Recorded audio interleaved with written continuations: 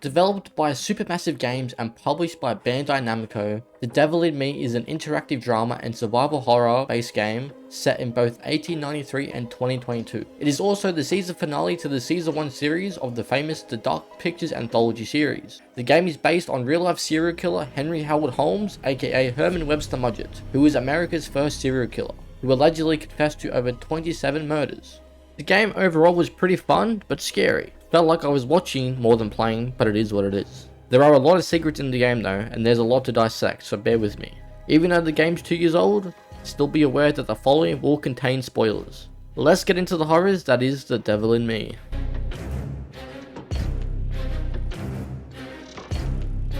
The game starts off in 1893 in Chicago during the Columbian Exposition, aka the Chicago's World Fair. It was held to celebrate the 400th anniversary of Christopher Columbus's voyage to America. We are met with the newlywed couple Jeff and Marie Whitman, who are in Chicago to check out the fair when they're about to check into the World's Fair Hotel. But as they go to check in, no one shows up, and after some back and forth about possibilities of what's happening, they get startled by H.H. Holmes himself, who says he had something to take care of and apologizes for the wait. And we all know what he means by he had something to take care of. When they mention that they're on their honeymoon, Holmes upgrades their room to the honeymoon suite at no extra cost. He then introduces himself as an architect, designer, builder, doctor, and artist. A man of many interests. Henry tells them he will sort their bags and get into their rooms, while Jeff and Marie get some items from the shop behind them. Jeff and Marie check out their room and take it all in. Marie decides to play fight with Jeff to really break in their marriage. Then once that's all said and done, Marie goes for a bath while Jeff heads downstairs to get a new razor as he's forgotten to pack his.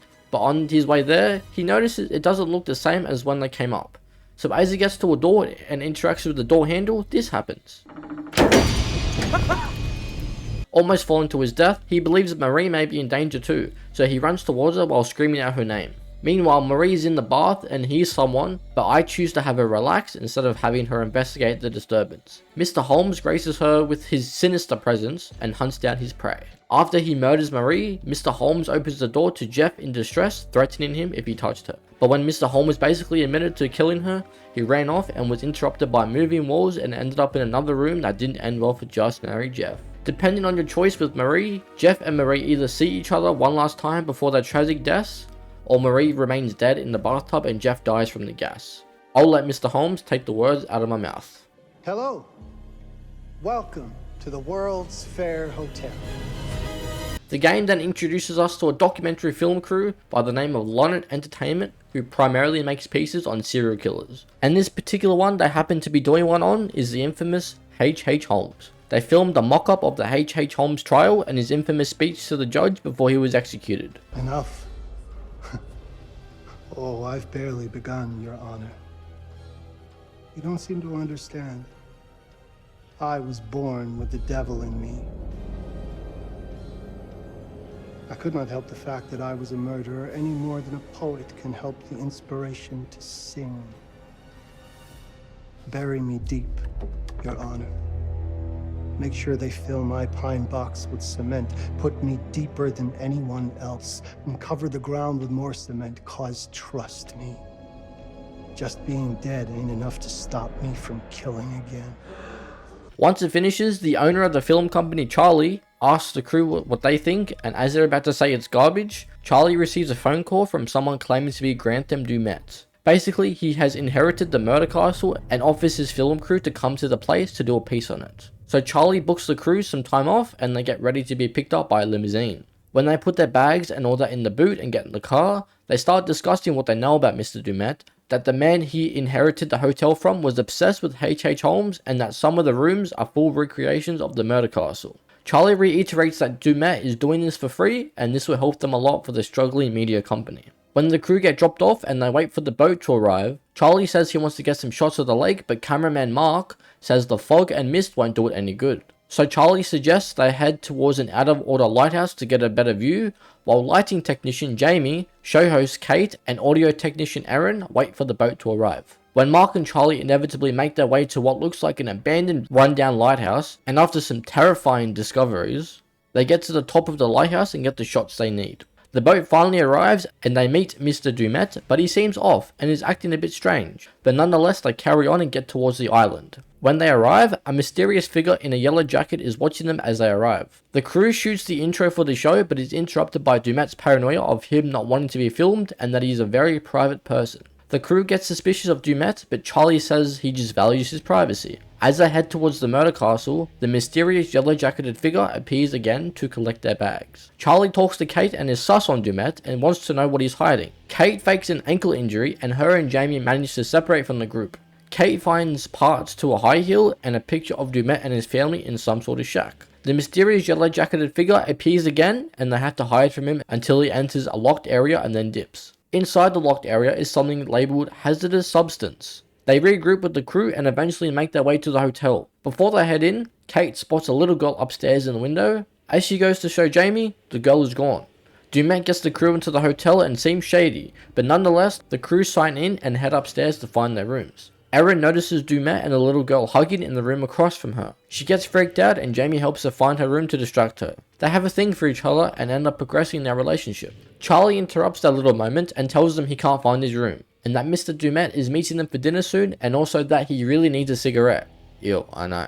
Erin goes with Charlie to help him find his cigarettes. Jamie walks over to the window and notices Dumet and the little girl running to the boat trying to leave. Erin helps Charlie find his cigarettes and says she put them in his blue bag, but they're not there. Instead, she finds a letter to do with the film studio, an eviction notice. However, Charlie explains that he paid the studio rent out of the wrong account and so on. Charlie and Erin make their way downstairs towards the dining area when Erin asks Charlie if their jobs are safe after what she saw, and Charlie convinces and reassures her that it is, and she has nothing to worry about. The hotel has a bar and Charlie believes he can find cigarettes in there, but the door to the bar is locked and coincidentally, a mysterious figure leaves Charlie keys to the bar. Charlie walks into the bar to an animatronic behind the counter. He laughs about it and asks it for some cigarettes. After a delayed response, the animatronic turns and points to an old school cigarette machine that requires coins to activate. So he robs some money from the till and tries to get the packet out with no luck. A mysterious figure comes behind Charlie but then disappears once Erin walks in.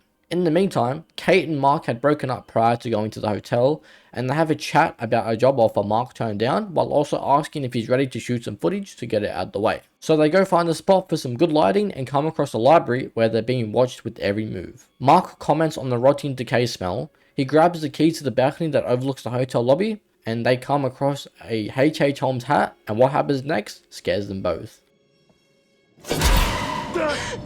Erin calls out for dinner, and Kate gets frustrated that they couldn't get anything done. Kate starts venting to Mark about Charlie while he hears everything.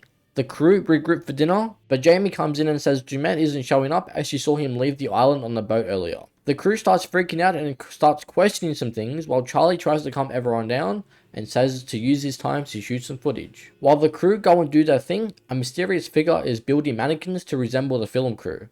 No, not weird at all. Erin goes to her room to get something when she hears a noise coming from somewhere and wonders if it's any of the crew making the noise. After not receiving any answers, she grabs her directional sound sensor and navigates her way towards the source of the noise. As she does, the lights go out and she starts hearing all types of shit. Meanwhile, back in the lobby, Jamie is who caused the blackout and she heads to the fuse box and uses her electrician magic to take care of the problem. She heads back out to the lobby to find Charlie there, and they start yapping while they wait for the rest of the crew. In the meantime, Erin finds the source of the noise and it's on a voice recorder, but it's a trap. She goes to interact and a mannequin drops down and freaks her out. Then the door slams shut behind her and the room goes black. Charlie and Jamie in the lobby hear Erin scream and run towards her, as well as Kate and Mark when they hear her.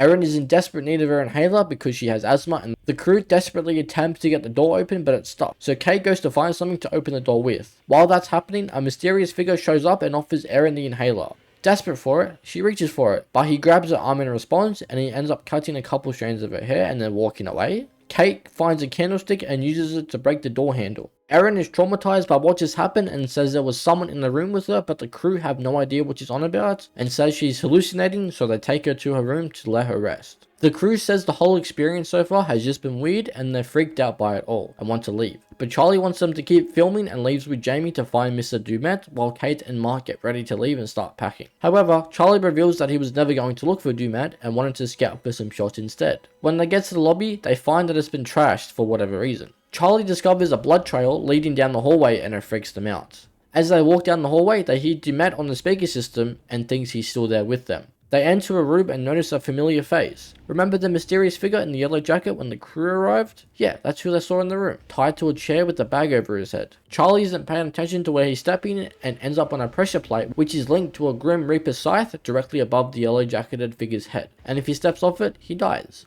To make things more intense, a mysterious man emerges from the shadows and intimidates Charlie with a knife. So he can either stand on business and get cut from the knife, which will make him step off, or have Jamie pull him off, in which either way the yellow jacket figure dies a horrible, gruesome death. The lights go out and the yellow jacket figure and mysterious man disappear. Charlie and Jamie say it's definitely time to leave and run out to the lobby. Charlie comments on the mysterious man's mask when they're met with metal bars coming down at the front door, signaling that they're locked in the hotel and can't leave. Back to Kate and Mark in Kate's room. Kate's holding onto her amethyst crystal, which helps calm her anxiety. Kate and Mark have a back and forth about relationship stuff and end up rekindling. After that, Kate says she wants to go find Aaron, but on their way there, she comes across a newspaper article to do with her best friend from college being stalked and killed by a serial killer at their college campus, and is freaked out and speechless on how that's even there and how they have the article just sitting around, almost like it's put there to make her feel guilty about the situation.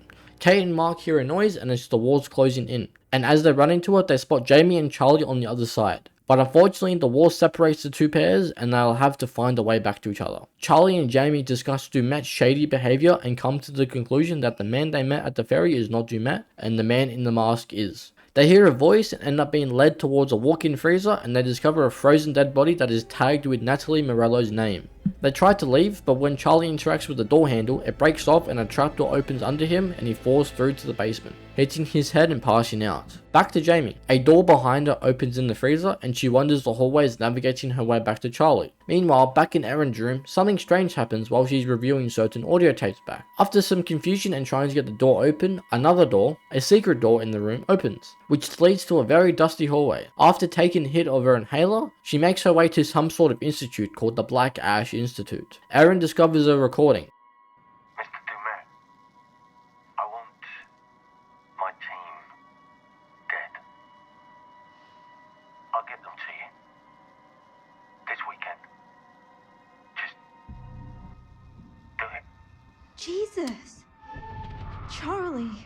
Jamie's phone is on display and it shows messages between her and another female called Laurel, in which Jamie says some not very nice things about Erin, probably put there to taunt her. There are two mannequins on display that look more real than they should. Jamie comes across a projector along with a note that reads this. Erin appears on screen moving around with her being in the institute, and she can either choose to comply or ignore.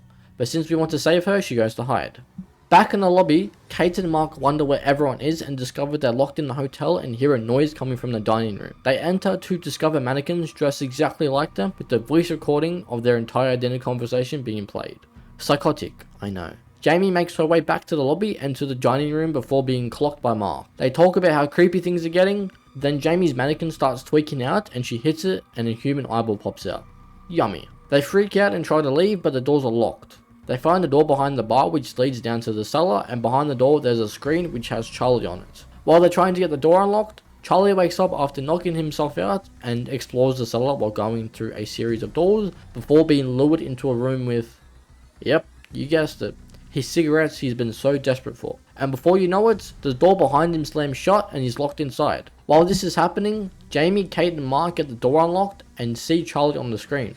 And they all see a mannequin rise up with a lighter in hand, which lights the room which is filled with gas, and Mark has to pull the lever down to make sure the furnace doesn't get too hot. So Charlie has two choices, either goes to the door and reach for the handle, or goes to the grate and lift it and get inside it. Dumet listens to Charlie burn alive. The group mourn the loss of Charlie while Dumet watches them. He presses a button to open a door near them and lures them exactly where he needs them to be. They end up in an old abandoned spa called the Columbus Spa, and in true Supermassive Games fashion, Jamie and Mark get separated from Kate. While they make their way back to Kate, they encounter some strange events, with one in particular, a trap being designed so only one person can live, similar to the likes of Jigsaw. Mark and Jamie regroup with Kate, but old mate is still following them like he thinks they want him or something. They return to the hotel lobby and the number on the stairs has changed. 181. Erin comes out of hiding to Dumet waiting for her, and Erin runs away into a room in which the door closes behind her. The same thing happens to Kay when she hears Erin scream. This trap sucks the air out of the room, and the regulator can only save one person. If you choose to save Kate, both Erin and Kate live because Kate's window has a crack in it. So Mark breaks the window and gets Kate out. Kate says Charlie is dead, and Erin says he got what was coming to him, and talks about the recording she heard and about him allegedly working with Dumet to murder his crew.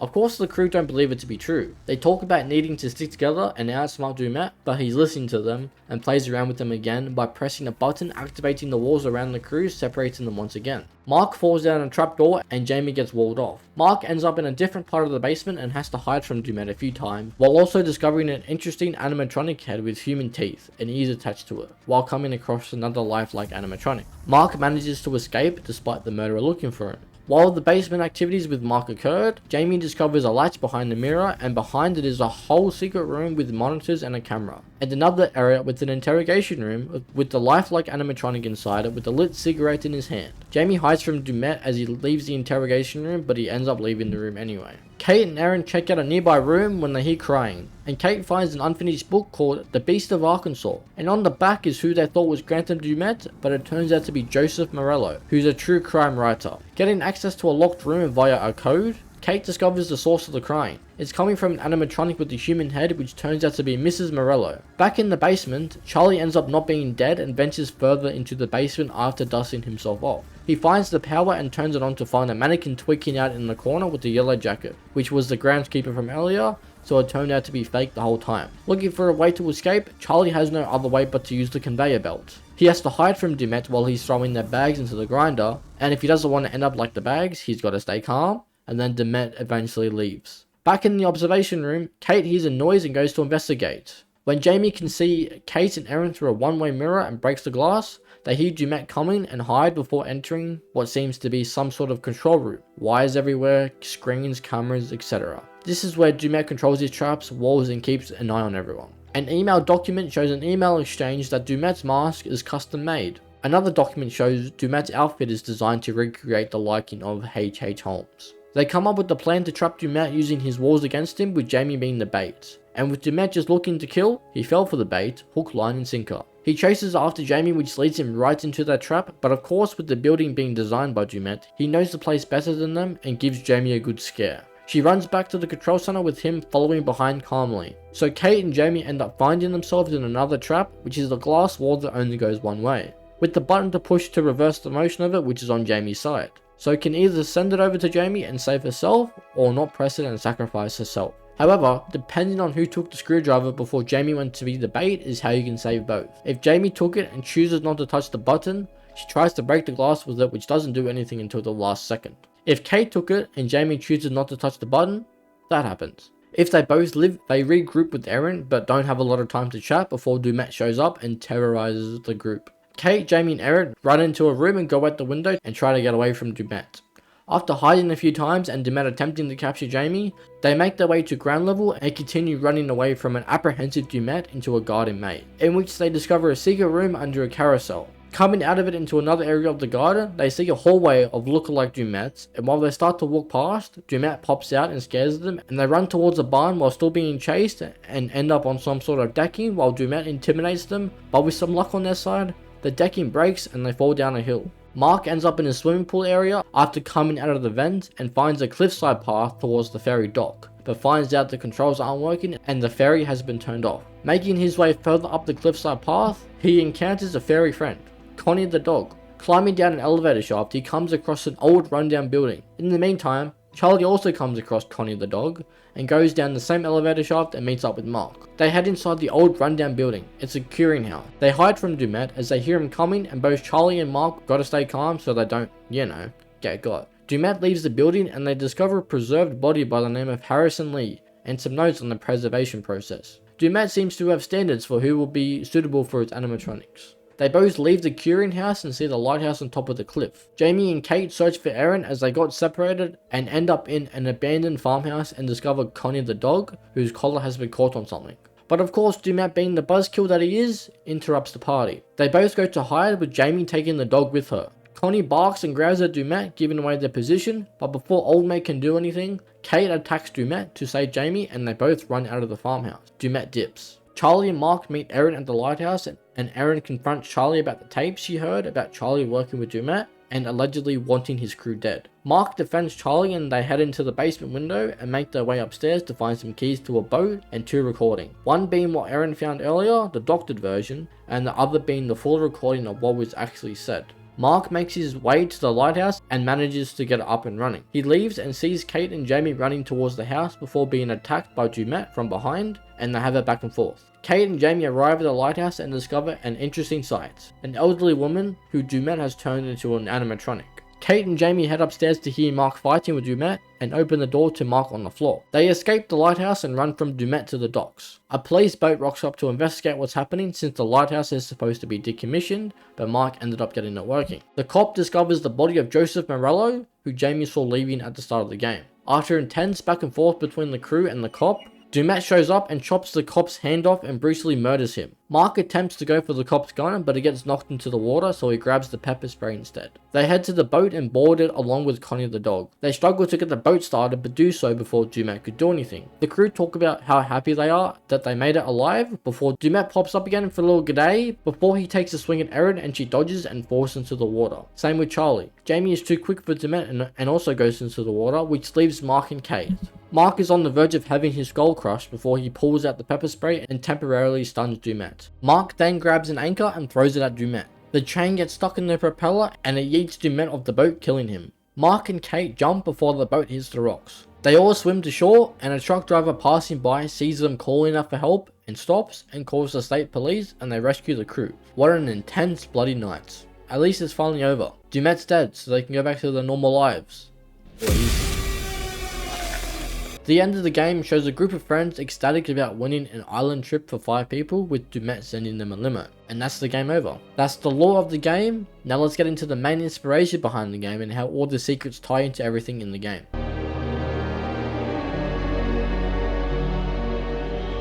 So let's get into a brief backstory on America's first serial killer, Henry Howard Holmes, and how the murders came to be and the construction of the hotel. Born Herman Webster Mudgett, Henry Howard Holmes was a con man along with a notorious and infamous serial killer who had the occupations of a businessman, a doctor, a builder, an architect, and so on. It's 1886. Holmes moved to Chicago to escape the heat from his previous crimes in other cities. In the suburb of Englewood, he picks up a job in a drugstore, which is owned by one Everett S. Holton. However, not long later, Everett allegedly dies of natural causes. Yeah, sure. Shortly after, Everett's wife Claire disappeared after she sold the store to Holmes. With the drugstore now in Holmes' name, he had a good supply of cash coming in. To keep the cash flow coming, he'd start scamming and defrauding and buying and reselling goods and properties to people under various aliases. This is where H.H. Holmes ended up sticking and becoming his main alias. Fast forward a couple years, 1888, Holmes would secure a lease for the property across from the drugstore, which would become the infamous hotel. From the outside, it looked like a normal hotel and was so big it was referred to as a castle from the other residents. But with the duality of Holmes, on the inside it would come to be a worst nightmare. Holmes would go on to hire the respective builders for the job, but would fire them after each job is done, as no one knew how he wanted the layout to be but Holmes himself, and would never pay them. Holmes had a bank vault installed while the building was under construction and built around it, and would go on to pay for it on credit. However, he wouldn't pay it back. The bank threatened to repossess the vault if he didn't pay, but he basically laughed in their face and said, if you try and repossess it and damage any part of the building, I'll sue you for everything you're worth. The hotel building plan was so intricate and specific that Holmes had doors that had a chute in it that led to a basement in it, which was where he allegedly stored his victims. And from there, he would strip down his victims and sell the skeletons to medical schools and universities, making a killing financially and literally. He would go on to sell a skeleton to Hahnemann Medical College for up to $200. In July of 1895, the act would unfortunately be up for Holmes as the Chicago feds rocked up to the hotel and discovered unimaginable horrors. They struggled to identify some people because only certain parts of the body were left throughout the hotel, making it hard to ID the victims. He would then be arrested on murder and fraud charges and be tried and sentenced to death by hanging. During his trial, Holmes confessed to 27 or more murders. According to investigative reports though, the number could be in the triple digits. They would go on to attempt to turn the castle into a museum, but instead it was burned down. No one had a clue as to why, but the consensus came down to it being a resentful citizen who didn't want to have that abomination of a castle turn into a tourist attraction. In May of 1896, Holmes was hung for his crimes. Allegedly, however, it's worth noting that when he was hung, his neck didn't snap straight away. So he was just there twitching for 15 minutes as he slowly died from being strangled. He was buried 10 feet deep with a cemented grave as he didn't want to be grave robbed and experimented on. But that didn't stop his legacy from continuing on.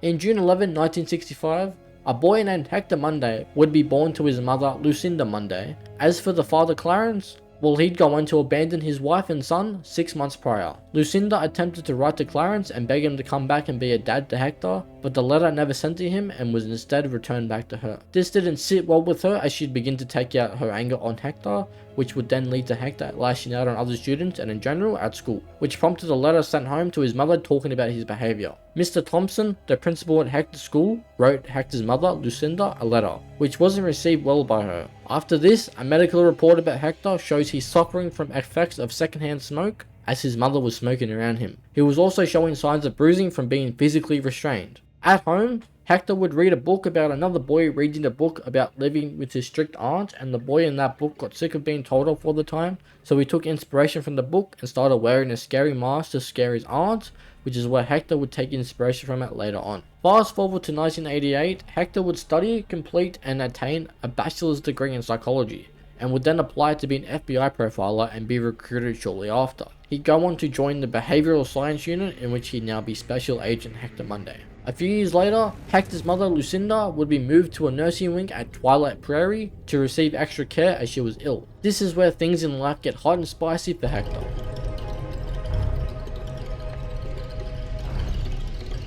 He is assigned a case where he will go on to meet infamous serial killer Manny Sherman. During the 90s, there will be a serial killer who was nicknamed the Beast of Arkansas, or rather, Manny Sherman. Sherman would go on a spree and brutally murder 13 people, all being females. He would lure female realtors to abandoned housing lots that were set to be demolished and would pose as a house flipper to remodel the homes, but instead, he would wait for a plane to fly overhead and then kill them so their screams are masked by the plane flying overhead and no one suspects a thing. But he was eventually arrested in 1997 after a long investigation with help from FBI profiler Hector Munday. However, during the interrogations between Hector Munday and Manny Sherman, Sherman begins to notice something about Hector a few sessions in, that Hector seems to be learning from him. He goes on to tell Hector that he is original, but his inspiration is the infamous H.H. Holmes and basically calls him a smart serial killer and gasses him up. In their final session, Sherman straight up tells Hector he seems different and that he has that look in his eye, like he wants to kill someone. Sherman goes on to say that his murders are art to him, not murder, but aesthetic to him than what people label them as. You know, typical serial killer talk. He then asks Munday if he's left his mark on the world and then deems Hector a psychopath before this happens. I see the gleam in your eye, Agent Munday. You're not fooling me. Ah, look at you now, huh? Am I gonna be your first? Well, come on then, huh? I'm right here. This room is soundproof. You don't even have to wait for a plane to fly overhead.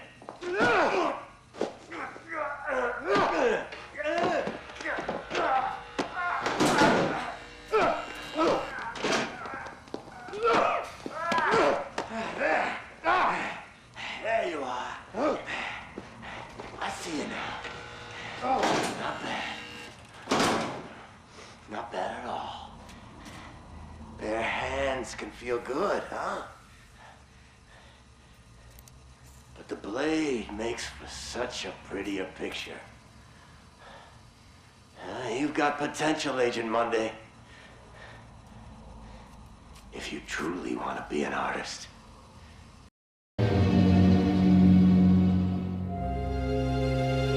Hector would then become obsessed with Manny Sherman after learning everything about him. However, during the case, Hector would visit his mother, but in 1997 she became ill. She was diagnosed with lung cancer and was dying. He would visit often, where he would do something strange and record his mother's voice, making the staff and other patients in the wing uncomfortable, to the point the manager of Twilight Prairie asked him to stop. Hi, Mr. Munday. This is Lucinda Price from Twilight Prairie Care Home. I tried to call you a couple of times. I understand that you're making voice recordings of your mother, and we do believe in supporting relatives, and of course, you want to capture those precious memories. But, we've had complaints from some of the other residents who are disturbed by the volume and the content of the recordings, and also some of the language used. We would like to ask that these recordings stop with immediate effect. Please do call me if you want to discuss this further. Thanks.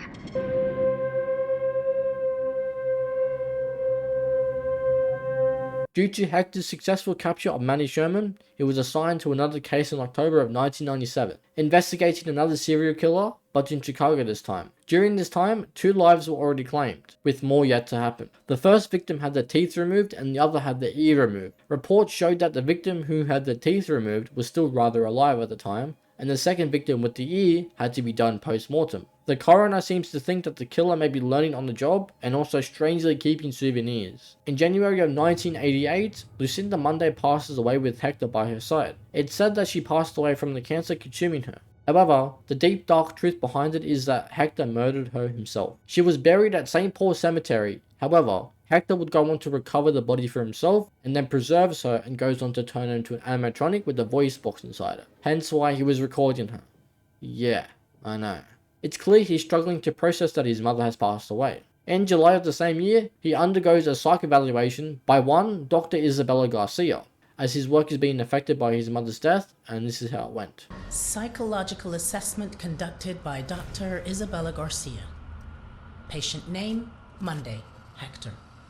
Behavioral observation. Hector arrived at our scheduled appointment 24 minutes late. Once we sat down and began the session, he struggled to maintain eye contact. He found it difficult to articulate his feelings and was terse and guarded throughout. Hector has been working long hours and, as a result, isn't sleeping well. Hector spoke about his recently deceased mother and displayed evidence that he hasn't yet fully come to terms with her death. I strongly recommended a course of antidepressants, but he is resistant to this idea, believing that it would have a detrimental effect on his capability with regards to his current investigation. Hector describes his work in immaculate detail, and contrary to earlier in the session, his thought content is both coherent and logical. He is displaying an unhealthy obsession with his work, but his recent bereavement may be the underlying issue. Hector ends up going missing and is visited by an Officer Stanley to check on him when he sees blood as he enters, and is then killed by Hector himself. An APB is then put out. All units, this is dispatch. Be on the lookout for a male suspect believed to be the Shoeshine Killer. Suspect is FBI Special Agent Hector Munday. He may be armed and is highly dangerous. Dispatch, this is Officer Martinez. I found Munday's car, requesting backup. Officer Martinez, what's your location? A warehouse on Park Avenue, Fulton River. Looks abandoned. Officer Martinez, backup on its way. Hold your position. Copy that. Shit! He's seen me! Officer Martinez, hold your position. Shit! We have a situation. Dispatch, the building's on fire. Fire department on their way. He's still in there. You read me? Copy. He's still in there. Good morning, Chicago. We begin today with some breaking news. Chicago police today confirmed the body of a man found in a fire at an abandoned warehouse in the Fulton River District to be that of missing FBI agent Hector Munday. Munday has been identified as the Shoeshine Killer, whose recent killing spree struck fear into the hearts of locals in and around Chicago. A spokesperson for Chicago PD confirmed Munday murdered 4 victims, including yesterday evening police officer Patrick Stanley, a dedicated veteran of 22 years. The fire was brought under control shortly before 5 a.m. this morning. The body recovered at the scene was burnt beyond recognition, but police identified Munday from dental records. Hector then steals evidence from a police lockup pertaining to him and everything about him. It got chalked down to crazed fans from the police.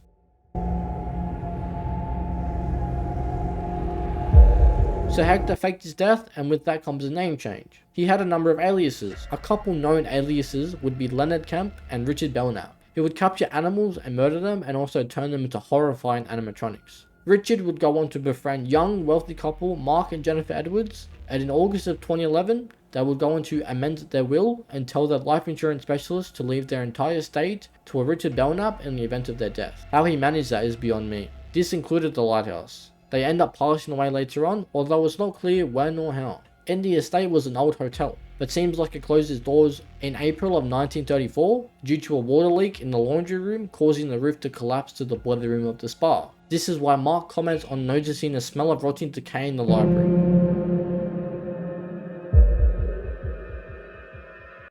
In January of 1997, it was full speed ahead thanks to Holmes, as inspiration with Sherman playing a part. Hector's plan to build a similar fantasy, a replica of the murder castle if you will, was in motion. He hires a contractor company and gives them the plans for the building, and they estimate him a total of $838,000 for the construction. But taking inspiration from Holmes, Richard was not about to be paying that. The construction starts on the 13th of January 2017, with it being a 10-week project estimated to finish by the 24th of March 2017. In a contractor's logbook that was discovered, it was reported that equipment slowly started going missing during the 10 weeks, and one of the crew, James Kelly, left a note saying there was an emergency and ended up leaving the project. Another crew member, Bobby, also left the project, but the rest of the skeleton crew, much to their credit, ended up completing the project. However, a day after the renovations and the construction was complete, Richard Belknap requested further renovations to the hotel spa. The company's firm orders site foreman Jesse Clark to perform a cost assessment so they can send their replacement crew to finish the work that's been requested. But this is where Richard Belknap's evil plan is set in motion. The remaining crew, Jesse, Frank, Monica, and Ryan, would stay and help with the extra work while they wait for the replacement crew. However, it's not long until things start happening and their work is affected. Ryan leaves a note for Jesse and says his mother isn't well, but Jesse believes his mother has long passed. Laura then helps Mr. Belknap install the tannoy system when Belknap then reported that she wasn't feeling well, so she went to go lay down. Mr. Belknap then writes a resignation letter on behalf of Monica, and Laura hasn't come out of her room. In actuality, Richard Belknap has been secretly murdering them one by one. In one game, he puts Monica and Reinhardt together in an evil and twisted game which seems similar to something from Saw. Jesse and Frank plan to return to the mainland the following morning. Doesn't go to plan. They end up murdered. He goes on to finish the construction of the hotel himself, and during that he purchases some memorabilia pertaining to H.H. Holmes, like his hat, which he won in an auction for a pretty hefty price, which was paid for on credit. He also obtained jewelry that belonged to Jeff and Mary Whitman, which Holmes stole from them in 1893. He went on to purchase a custom mask to make himself look like H.H. Holmes himself, and created an outfit like his to perfect his look. He would also put various things in the hotel to remind him of past cases, like an animatronic corpse of Manny Sherman in which he grave robbed his body as per this article. Then in November of the same year, with everything in place, Richard Belknap would write to Kelly Schroeder of KD Contractors, and it would seem he made up a story that made it seem like there was a tragic accident with the crew on the lake during the construction, and invites her and her team to the grand opening of the remodeled hotel on the 17th of November. Probably safe to say they all got murdered.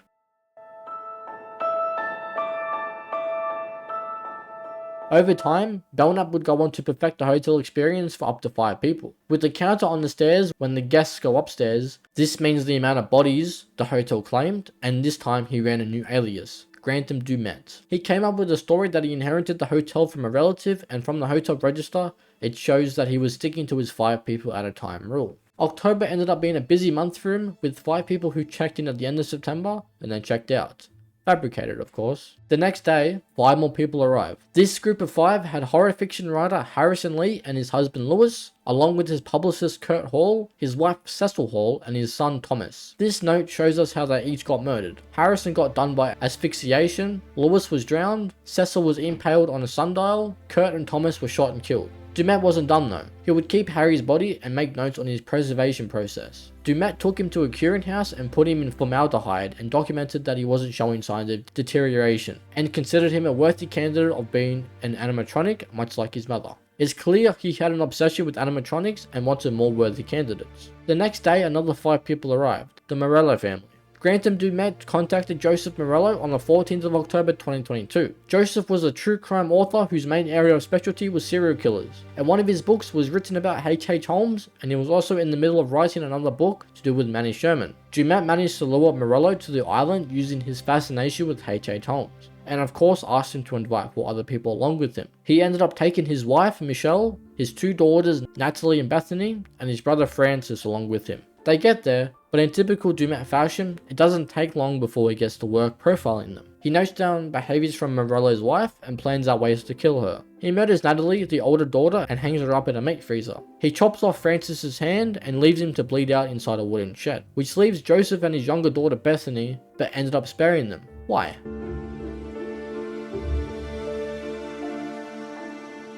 The good ending doesn't tell us much about Dumet's plan. He just had them arrive in groups of 5 and he was intricate and specific with the way he did things. But he would never lure his victims to the island himself. He would be very intricate and specific with his detailing. He managed to get the team's medical history and observe them over time, and putting his FBI profiler skills to the test and using them to do what he does best. A secret ending achieved with having specific events happen in game, like getting Aaron murdered, which he gets turned into an animatronic, killing off Jamie and getting rid of Charlie, leaving Mark and Kate alive until the very end. Mark activates the lighthouse and then punches on with Dumet. He then takes Mark's jacket and takes his place and manages to fool Kate and capture her. They're both dragged away and Kate is strapped to a table with the threat of hydrochloric acid being dripped onto her. Mark is in some sort of container with the phone inside. Then a familiar face pops up. It's Joseph Morello. He has this to say. My name is Joseph Morello. What is this? I'm a true crime author. If you're hearing this, then yesterday we met and I led you to believe I was Grantham Dumet. I had no choice in the matter. I was asked to do this by the actual Dumet. And now, he needs you to do the same thing and make a call. The number is on speed dial. Whoever answers, you need to tell them that you are Dumet. There's a script in front of you. Use it. Then get them to the island. Wait. What? Mark. Just like I did to you. Ferry them over. Get them into the house. I'm sorry. I didn't want to do this, but it was the only way he'd give me back my daughter. I needed...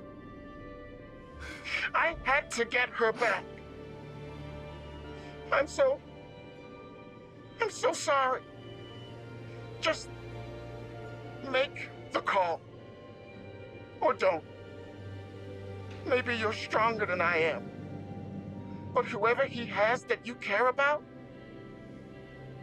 they don't have much time. Dumet's plan was to keep 2 people alive, one person under duress to try and make them fold under pressure, and the other person held hostage, a loved one to try and make sure his plan is followed and is successful. He would then let them leave, but not exactly, as he'd murdered them as they left on the ferry. Dumet had pre-picked Mark to be the ferryman and took Kate as they were involved with each other romantically, and used that to coerce him to follow through with his plan to keep the cycle going. He can obviously refuse if he wants to, but if he accepts, the next target seems to be someone by the name of June Collins. The people shown here. The reason Dumet gets other people to call them instead of himself is because 1. He took his teeth out in the warehouse fire back in the day when he was faking his death, and planted them on his victim to make it seem like him. And 2, he doesn't want his voice to be identified like Aaron mentions here when they're inside the garden maze when Aaron has a thought. Okay, listen, when I was a kid, I didn't speak much. Big surprise. No, I mean like, at all. They called it selectively mute. Like, I could talk, but I chose not to. And what's that got to do with Dumet? We've never heard his voice. So... One of the things they said about it, the psychologists, was that I was hiding. That I was scared that if I spoke, I would give away my identity. That's the same as Dumet. Obviously he wants to disguise who he is. No, it's more than that. There's a conflict in his identity. He doesn't even know who he is. It's like he's caught between being 2 people. Or he's trying to separate the killer from the regular guy he is the rest of the time. Maybe. Well, good thing you didn't become a killer. As Kate and Mark leave the island, Dumet shoots and kills them. So if Kate and Mark got captured, the Collins get invited to the island. But if everyone survives, then this group of teenagers at the end get invited instead.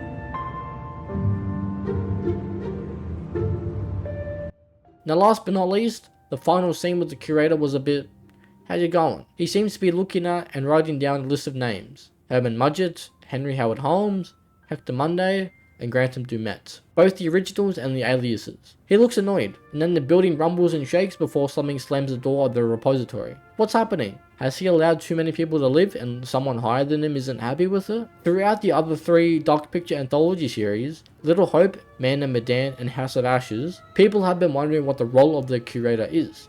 But maybe we'll find out when Directive 8020 releases, when people start coming up with theories and speculation as to what the last scene could mean, with The Devil in Me being the season finale in the Dark Pictures anthology series. And that's going to do it for this video. Feel free to leave any of your own theories and speculations below. If you enjoyed, please be sure to leave a like and subscribe for more content like this, and I will see you legends in the next one. Peace.